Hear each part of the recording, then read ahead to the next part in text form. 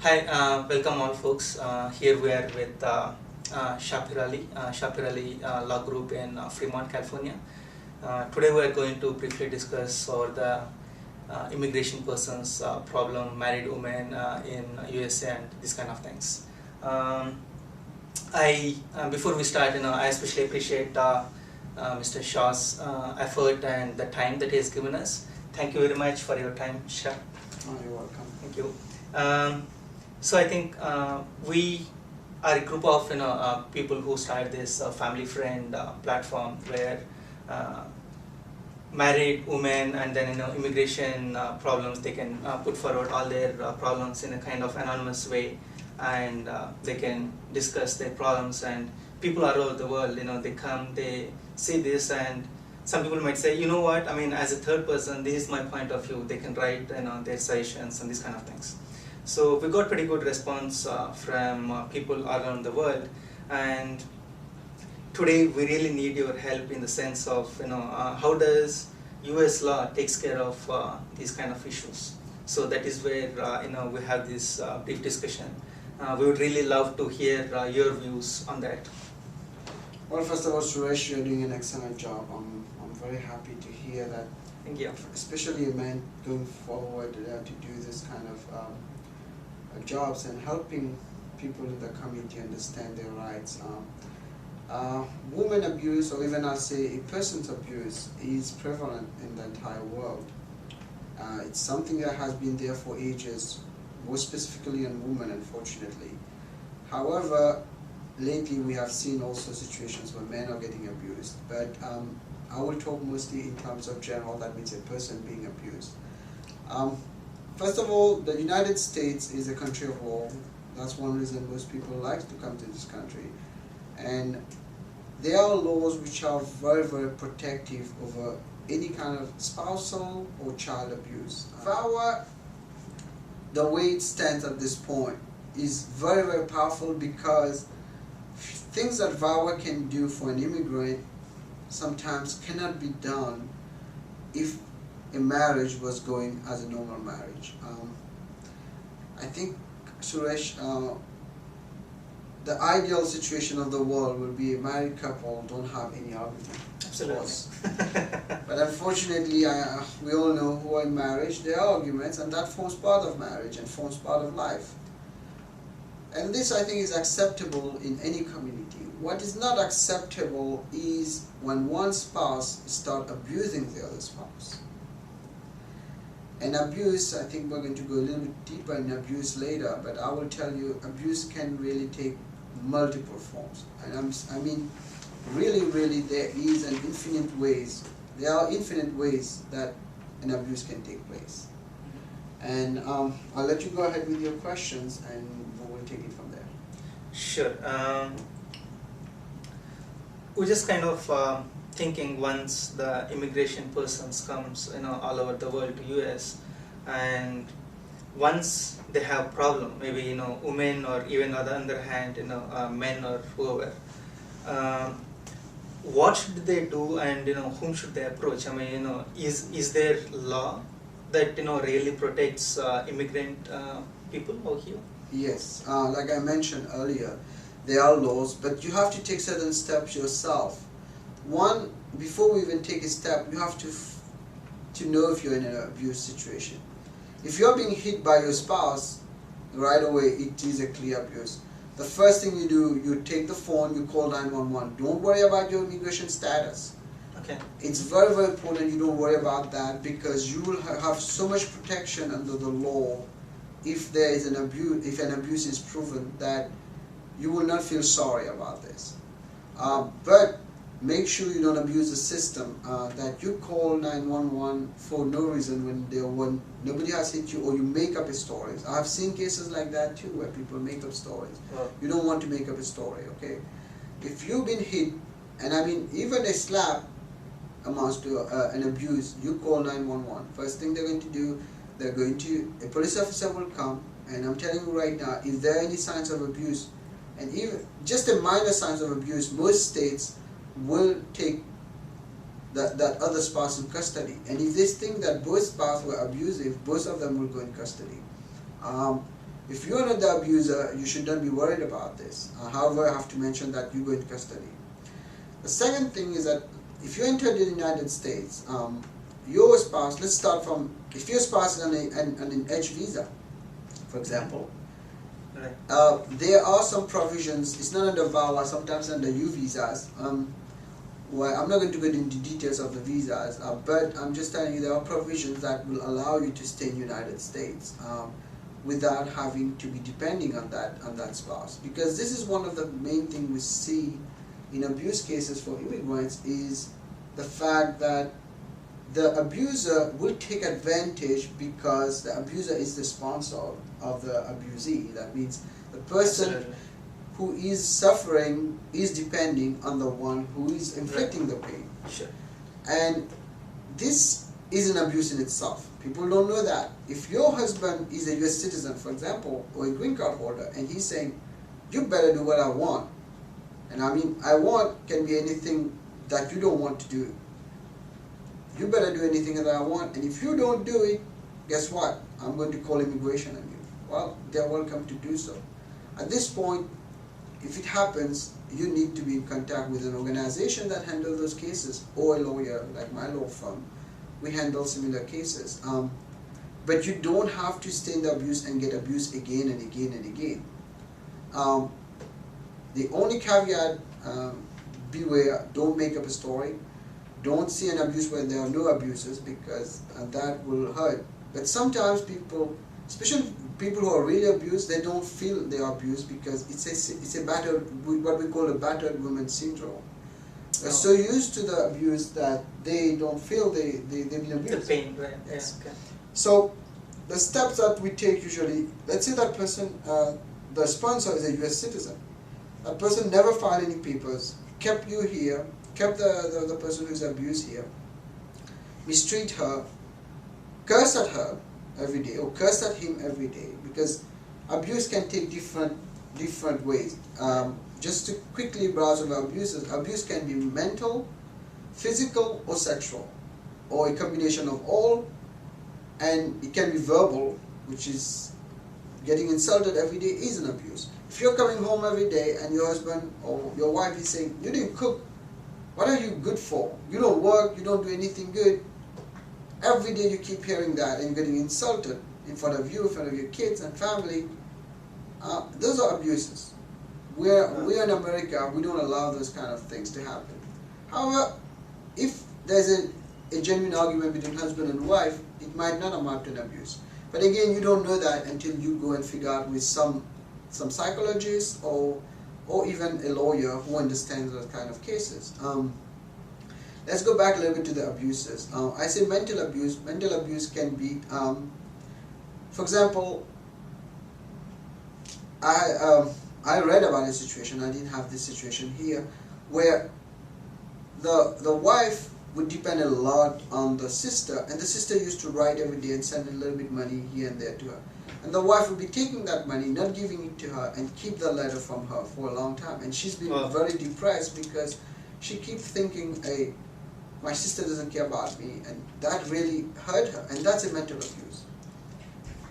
Verbal abuse, I mentioned it, calling you names, treating you bad, insulting you, those are verbal abuse. Now you have higher abuses, physical abuse. Physical abuse, anything like I said, can be physical abuse when it comes to hitting. As long as there's touching and assault, unless it's an accident, even that can be considered an abuse. If it's an accident, someone is, for example, someone is showing you a pen, doing like, I'm going to hit you, and the pen poke you or something, hey, that's a physical abuse, it's touching. Wow. Even the threat, assault is basically defined as the threat, as a threat, and you feel like they're going to poke you, it's going to be considered kind of physical. We don't really have to distinguish it for the case of VAWA, but it makes a little bit different just to explain to people. The other thing that we have, something that is common a lot in our community, are sexual abuses. You might not know that even many religions will tell you, well, if you're a wife or husband, you have to have physical relationship with your spouse. American law doesn't force you to have relationship with your husband or your wife. However, if you are using that, you're using the person to get a green card, which I highly recommend not to do, and you don't have a relationship and you're just playing that person, that's your fault. That's a different story. But you don't have to have sex basically with your partner just because they push you to do it. You have a right to refuse. Now, sexual abuse can be higher level also. We have seen cases where the husband will force the wife for sodomy. Sodomy basically, you can see the definition of sodomy, which is something that the wife didn't want to do and you force her, and that's an abuse. I've seen cases that we have handled in the office also here where they wanted, the husband was pushing for the wife to have multiple relationship, and she refused, and she kicked her out of the house, and that's an abuse. He never hit her, but based on that, it's an abuse. Well, sorry to interrupt now. I've seen, I mean, probably there are many people who are probably smart. So what they do is they don't really do anything physical. So when they go out, they talk nicely with everyone. They show as though they are perfect in relationship. But then what we see is at home, as you said, I mean, it's either ways. I mean, it's not only wife or husband, but Yes. then either ways. They do a lot of verbal assault. So is verbal abuse is also considered serious with the law? Yes, it's very serious actually. We have one cases only on verbal abuse, and that, as you mentioned, it was actually the wife who was abusing the husband, where he was not getting a job. Nobody was hiring him, and she would be coming home and just insulting him. You come from a jungle. The people in your country don't know that they have to work. They have said similar kind of situations where they will be mentioning things that are totally insulting and demeaning to a man or to a woman. Or we had a situation where they say you're not a good wife because you don't cook right, things like that. If it gets on and on, it becomes an abuse. If it just was per one time, it might not constitute an abuse. But again, Sure. there's a lot of ways to show that this mentally was perceived by the person who received it as an abuse. So it's very subjective. It's not like because she said you didn't cook that you go and say it's an abuse. No, it doesn't work this way. It has to be repetitive somehow. It has to really mean it hurts. And the receiving end we have to look at the person in a subjective manner. Some people are very susceptible to any kind of insult, and whenever you tell them something a little bit bad, they take it very personal, and if this can be proven, it makes a big difference. So Sure. that's why, let me just go back a little bit on a VAWA case. There are three things that you have to prove to get a VAWA situation. One, first of all, a VAWA will apply for people who have married a US citizen or a green card holder. Okay. Three things need to be proven. One, there was a good marriage. Marriage was in good faith. That means it was not a fake marriage. Two, there have been abuse, and I mentioned a little bit about abuses. Three, you are a person of good moral character. I will elaborate a little bit. A good marriage means a marriage with intention of getting life together, not a marriage just to get immigration papers. And that can be proven with documents, and sometimes we don't have documents because very often VAWA people just run away from the house. Oh. Second, we're talking about abuses. Abuses, we just discussed a little bit, everything can constitute abuses. What we'll do in the situations when we have abuses, we always recommend to see a therapist. Wow. That will give us a report that helps our case. Therapist kind of will give us a guideline if that person has been abused or not. Okay. And also for us lawyers to take the case, we want to take genuine cases. We don't want just people come up and tell things which are not true. The third thing is the good moral character. That we will go forward and make sure that you don't have any kind of, you didn't commit any crimes. There are a few exceptions to that. One of them is if the crime was committed during the abusive situation, then you're forgiven, things like that. But that's where a lawyer will make a difference in your case.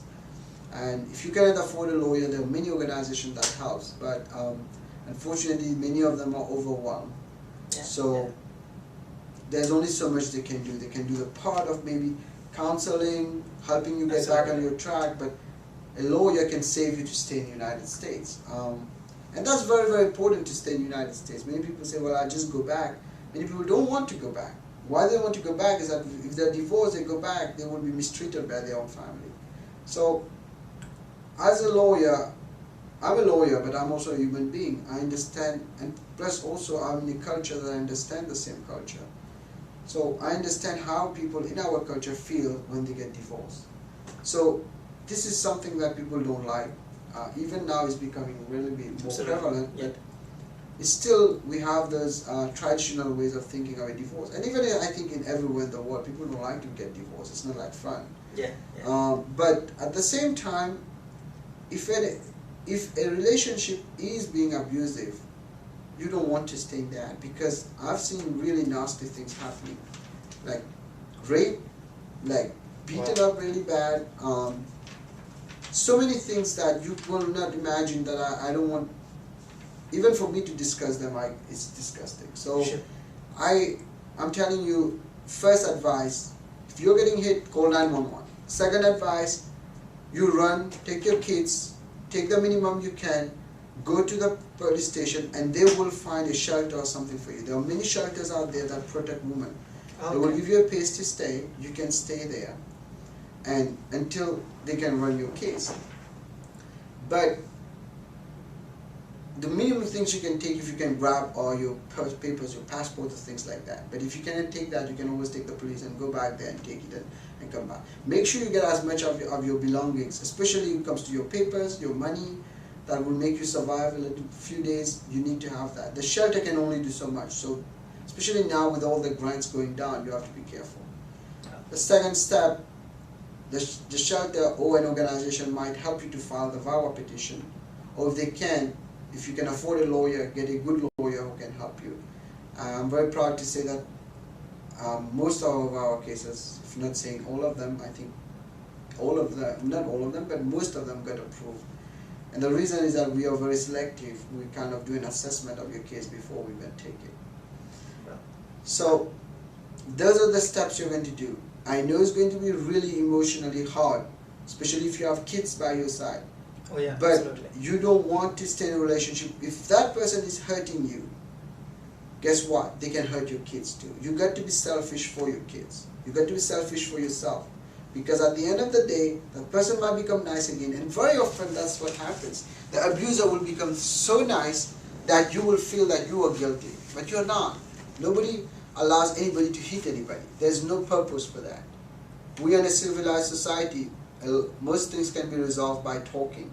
There's no need to hit each other. Leave that to criminals. We are not criminals. So make sure that you take the necessary steps. And if you want to go back to get your documents or anything, you take a police officer with you. Ask them, they will come, they call it standby, they will come with you. Wow. Okay? Because I think, this is a very good point that you brought up, because there are few cases, and I mean, people just come from all over the world, they get married to a green card holder or citizen, and once they come here, within few months, they are like petrified. I mean, they just don't know what's happening here. I mean, Yes. And then sometimes I think, they also have language as the barrier, some people. I mean, not everybody speaks English and whatever. So this is a good case where I think, people can actually, take the help of police, and then what Shah just mentioned about. But then, I mean, in the cases when people actually come to you as saying that, this is a verbal abuse, or something is going wrong, is there a way, or do they have to really prove something that it really happened to them? Because as you said, I mean, again, people could even make up the stories, basically. Well, you cannot prevent people from making up stories, but one day or the other you will get caught, and once you get caught, they're going to fire back on you. Don't make up stories. You go to the police when you feel your life is in danger, or even you're going to get hurt. There's nothing in the law that prevents you from going to the police. At this point, the police will not really make a determination. If you tell them, I feel my life is in danger, I think my husband is going to hurt me, they will have to protect you. At this point, you can run to the police or call 911, let them deal with it, that's their job. Of course, don't abuse it, but guess what? You don't know when you're abusing it. If it's happening, you got to call. Then they will make a determination. Very often it's not them, but if your story doesn't hold water, then nobody is going to believe you, of course. Absolutely. But you know, most of the time I've rarely seen cases where they call the police and nothing is happening. Something is happening. Maybe it's not abuse, but guess what? It's better be safe than sorry.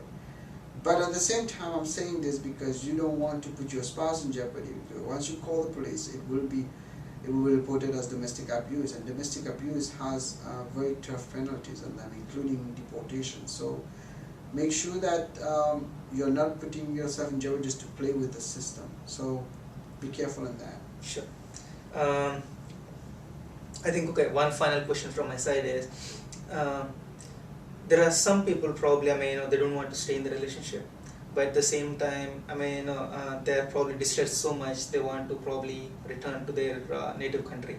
And in that case, is there any way that, they can request, or by law, they can request some sort of support in their native country from the husband, or rather the spouse in the United States?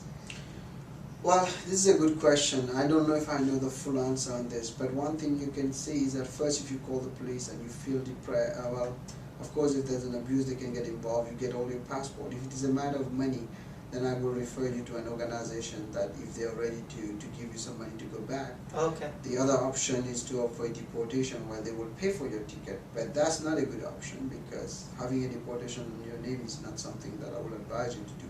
The best is to go to an organization. Like we have many of them in the Bay Area, and most people, you just, if you have an internet, Google it, and you probably have because you're going to watch this on the internet. Sure. Google for an abuse spouse organization. They might have a fund that will help you in this situation if you qualify. But again, going back to your other question, I forgot to answer when it comes to the language problem. That's what's great about America. If you go to the police and just tell them, I need help, don't speak English, something like that, they will probably find someone that speaks your language. And especially, wow, okay. Luckily in the Bay Area, they always find someone. I'm not saying they will other areas, but most places in the Bay Area I've seen where they go and get someone. And many police officers now in different communities. We have police officers Punjabis, speaking Telugu, speaking Spanish. Wow. So, hey, go there, don't hesitate. 911, I need help. Remember those words. I need help, I'm abused. That's it. Let them deal with it and they will help you. And the other next step, they will probably put you in a shelter and the shelter will have it translated.